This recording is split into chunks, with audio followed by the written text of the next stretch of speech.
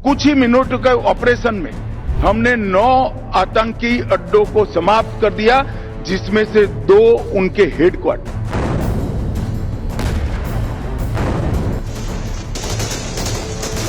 पाकिस्तान के द्वारा sponsored terrorism Bharat के अंदर हो रहा है।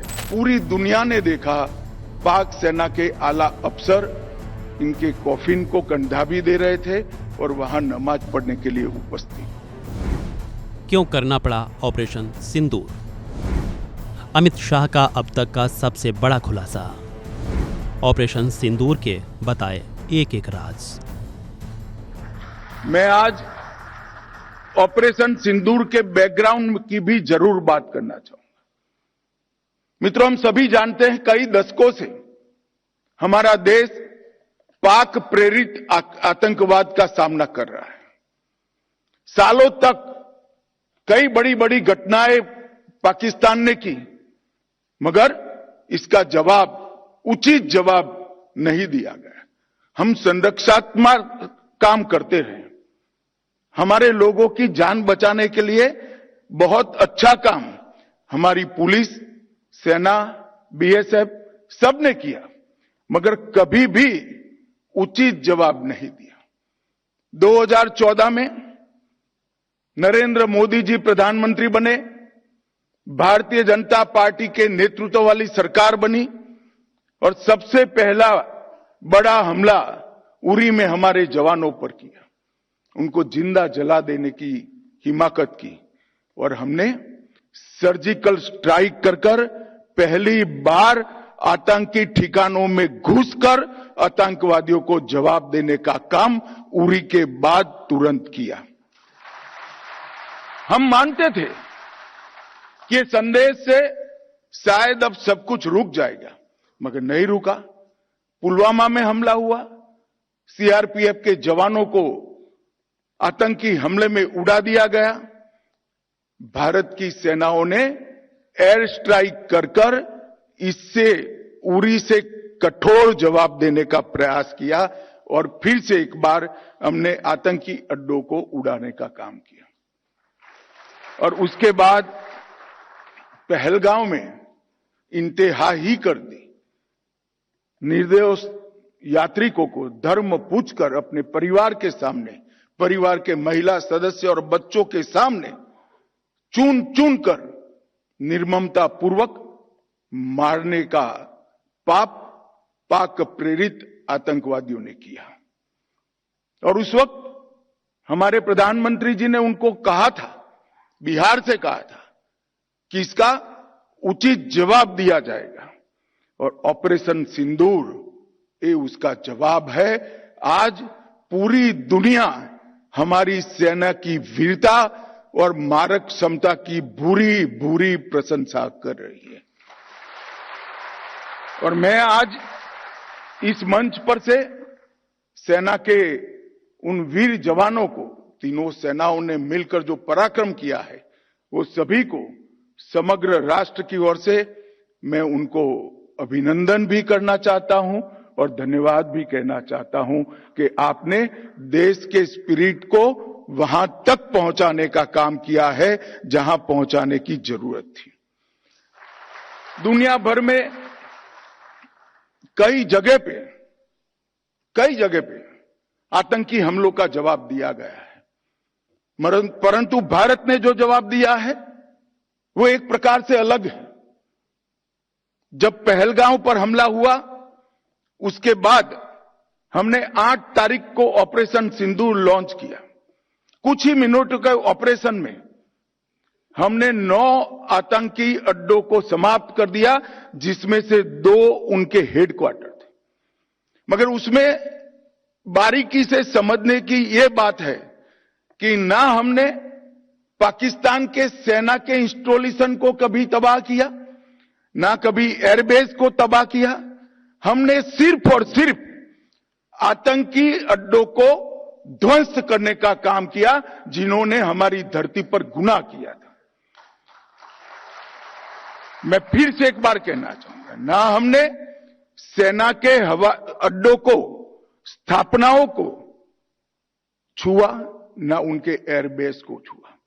8 तारीख को केवल और केवल पाकिस्तान में बसे जैसे मोहम्मद, हिजबुल मुजाहिदीन, लश्कर ए तैयबा और उनके हेडक्वार्टर, ट्रेनिंग कैंप और एक प्रकार से भारत में आतंकवादियों को घुसपैठ कराने के अड्डे को तबाह किया। हम मानते थे कि इतना इनफ है और हमने तो हमला आतंकवादियों पर किया था, मगर पाकिस्तान ने साबित कर दिया कि जो आतंकवाद यहां पर है वो पाक स्पॉन्सर है। आतंकवादियों पर किए गए हमले को पाकिस्तान ने अपने पर किए गए हमले में मानकर 8 तारीख के बाद हमारे देश के सिविलियन स्थान, हमारे सेना के संस्थानों पर हमला करने का साहस किया, दुस्साहस किया। हमारी एयर डिफेंस सिस्टम बहुत अद्भुत थी, कुछ बिगाड़ नहीं पाए।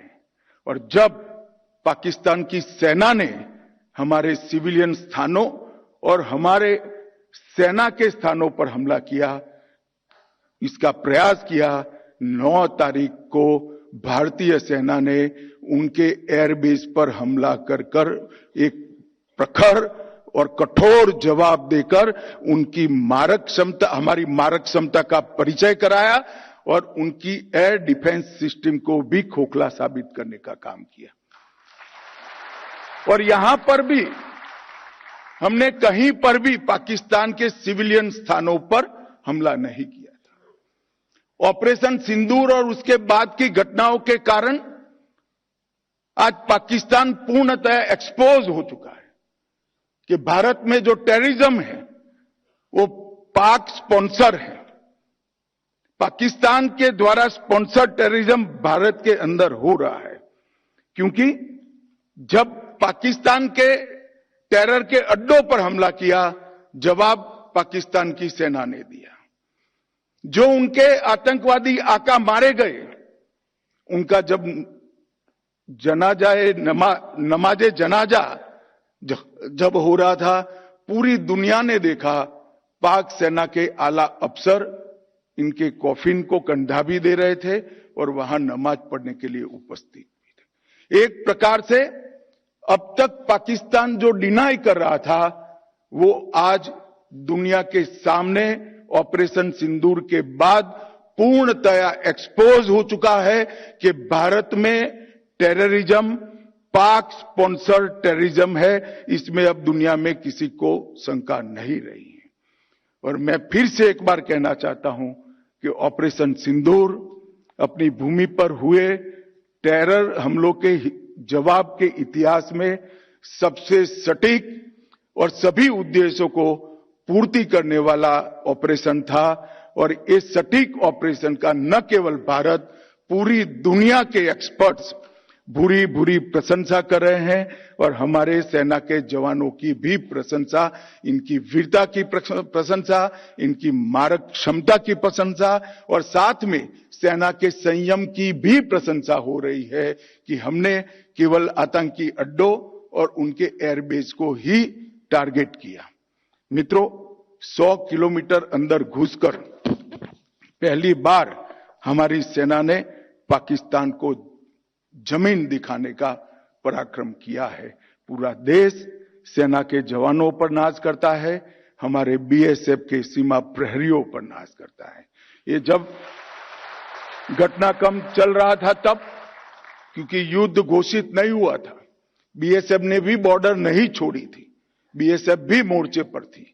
जब उस ओर से गोलाबारी हो रही थी, सेल चल रहे थे, गोलियां चल रही थी, बीएसएफ के जवानों ने भी 1 इंच भी पीछे हटे बगैर उनके गोली का जवाब गोले से देने का काम किया और उनको ये बता दिया कि बीएसएफ 24 घंटा 365 दिन तैनात है और जब तक बीएसएफ है पाकिस्तान की सेना 1 इंच भी आगे नहीं बढ़ सकती है। Subscribe to One India and never miss an update.